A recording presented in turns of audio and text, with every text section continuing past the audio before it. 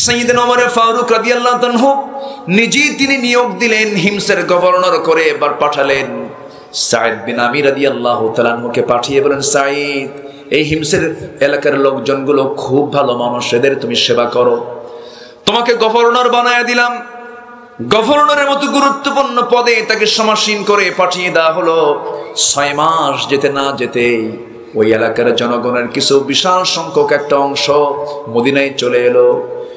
কেন্দ্র সরকারের কাছে এসে খলিফা ওমরের সামনে এসে নালিশ দিতেছেন। সবাই বলতেছে, আমিরুল মুমিনিন এমন একজন গভর্নর নিয়োগ দিয়েছেন যার মধ্যে আমরা চারটা বড় অপরাধ দেখেছি। এই 4টি বড় অপরাধ, 4টি বড় দোষ আমরা তার মধ্যে খুঁজে পেয়েছি। দয়া করে আপনি এই গভর্নরকে চেঞ্জ করে নতুন গভর্নর দিয়ে দেন। সাইয়েদনা ওমর ফারুক মনে মনে চিন্তা করলেন, হানি এত বড় পরহেজগার সাঈদ, তার বিরুদ্ধে রিপোর্টগুলো কি কি শুনিত, বলো তোমরা কি কি রিপোর্ট নিয়ে এসেছো। নাম্বার 1 হলো প্রত্যেকদিন অফিসে দেরি করে যায়, নির্দিষ্ট টাইমে কোনোদিন সে যে বসে না অফিসে। নাম্বার 2 হলো সপ্তাহে একদিন সে অফিস করে না। নাম্বার 3 হলো সন্ধ্যার পরে বাড়িতে গিয়ে দরজায় নক করলে সে দরজা খোলে না। নাম্বার 4 হলো অফিসে গিয়ে মাঝে মাঝে দেখি সেই চেয়ার থেকে পড়ে গিয়ে মৃগী রোগীর মতো অজ্ঞান হয়ে পড়ে থাকে। এই 4টি বড় বড় অপরাধ, আপনি তাকে চেঞ্জ করে নতুন একজন গভর্নর দিয়ে দেন। ওমর ফারুকের মনে একটু খারাপই হলো, তলব করলেন, সাঈদ তুমি চলে আসো। সাঈদকে ডেকে পাঠানো হলো, তিনি চলে আসলেন।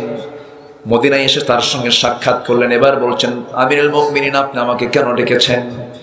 জনগণ তোমার বিরুদ্ধে রায় দিয়েছে, রিপোর্ট করেছে, তুমি 4টা বড় বড় ভুল করে ফেলেছ। সঙ্গে সঙ্গে সাঈদ বিন আমির বলছেন, আমিরুল মুমিনিন, আপনি আমাকে দোষারোপ করছেন, ঠিক আছে, আপনাকে রিপোর্ট করেছে তাও ঠিক আছে, তবে যে 4টি দোষ আমার বিরুদ্ধে তারা দিয়েছে, আমার বিশ্বাস 4টি অভিযোগের সুস্পষ্ট জবাব আমি সাঈদ দিতে পারবো। জোরে বলি সুবহানাল্লাহ। কি আদব ছিল তাদের ভিতরে, কি ইতাআত ছিল তাদের ভিতরে, বিদ্রোহ নাই, কোনো কিছুই নাই। এবার বলে ফেললেন, ওমর ফারুক শোনো, 1 নম্বর অভিযোগ হলো তুমি অফিসে দেরি করে যাও, এর কারণটা কি? তিনি বলছেন, সাইয়েদনা ওমর ফারুক, আমিরুল মুমিনিন, আপনি কি মনে করবেন জানি না, আমি হিমসের একজন বড় গভর্নর হতে পারি, কিন্তু আমার বাড়িতে কিন্তু একটা চাকরও নাই, একটা কাজের মানুষ নাই। আমার অনেকগুলো সন্তান দিয়ে আল্লাহ পাক আমাকে দান করেছেন। আমার বউ রান্না বান্না, বাচ্চাদের খাওয়া দাওয়া, এরপরে কাপড় চোপড় ধোয়া, এই সমস্ত কাজ করতে গেলে সে একা করতে গিয়ে হিমশিম খেয়ে যায়, সে একা সম্পূর্ণ করতে পারে না। এই জন্য আমি প্রত্যেকদিন সকালবেলা আমার বউকে আমি সহযোগিতা করি, রান্না বান্নায় কাজে আগায় দেই, কাপড় চোপড় ধোয়ার কাজে আগায় দেই। এগুলো করতে গিয়ে আমার একটু দেরি হয়ে যায়, অফিসে আসতে আমার বিলম্ব এই কারণে হয়। সাইয়েদনা ওমর ফারুক মনে মনে চিন্তা করছেন, আরে আমি কোন লোকটাকে দোষী সাব্যস্ত করতে চাচ্ছি, আমি কাকে দোষী সাব্যস্ত করতে চাই। এরপরে বলছেন, তুমি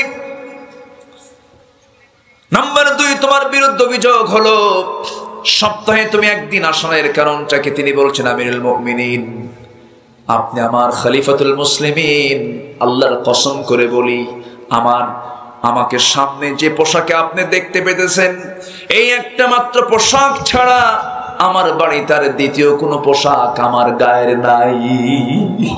জোরে করুন সুবহানাল্লাহ। একজন গভর্নরের পোশাক কয়টা?